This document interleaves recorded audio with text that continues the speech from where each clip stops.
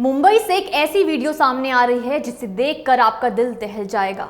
आप अपनी आंखें मूंद लेंगे। मुंबई के मलाड रेलवे स्टेशन पर एक लड़के की ट्रेन से टकराकर मौत हो गई।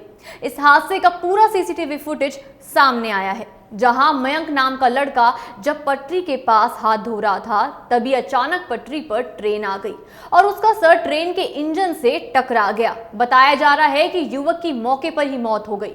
अगर आप भी रेलवे स्टेशन आते जाते रहते हैं तो आपने सुना होगा कि भारतीय रेलवे हमेशा पटरी से दूरी बनाए रखने की घोषणा करती रहती है, लेकिन कुछ लोग उसे सुनकर भी अनसुना कर देते हैं।